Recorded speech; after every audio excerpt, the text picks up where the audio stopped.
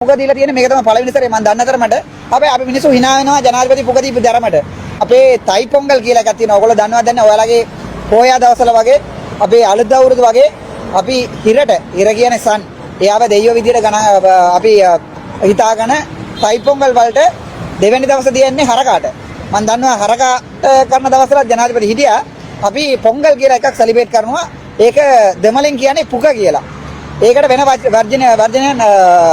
මම දන්න තරමට නම් පුකට නෑ. දැන් සාමාන්‍යයෙන් පෝයායකට ඉංග්‍රීසි නෑ. ඒ වගේ දෙමළක් නෑ. පෝයානේ.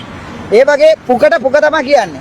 එතකොට ජනාධිපති ආවා පුක කණ්ඩ උතරට මම දැක්කා. හැබැයි මම දැක්කා ෂර්ට් අදගෙන කොට කලසම අදගෙන ටවුසර් අදගෙන එහෙම පුක හදන්නේ නෑ කවුරුත්.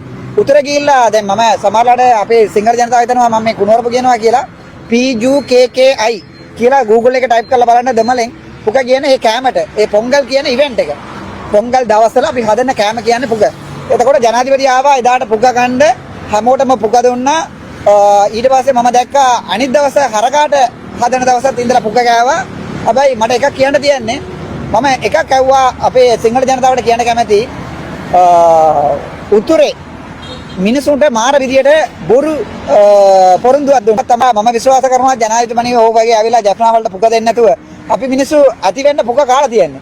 ඒ නිසා ජෆ්නා වලට ඇවිල්ලා ඔම පුක දෙන්නේ නැතුව පුක හදන්නේ නැතුව මම හිතන්නේ ඒකට කියන්න බෑ රතුපත් කියලා.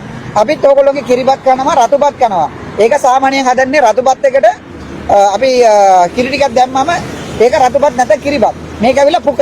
ඒක ජනාධිපතිගේ මම හිතන්නේ පළවෙනි සැරේම ආවිලා ජනාධිපති උත්තරය ආවිලා ඔම පුක දීලා තියෙන්නේ මේක තමයි පළවෙනි සැරේ මම දන්න තරමට. හැබැයි අපි මිනිස්සු hina වෙනවා ජනාධිපති පුක දීපු ධර්මයට. එහෙම කරන්නේ නැතුව ඒක පුක හදන්නේ නැතුව මම විශ්වාස කරනවා ජනාධිපති ආවිලා අපේ පොංගල් එක දැන් මම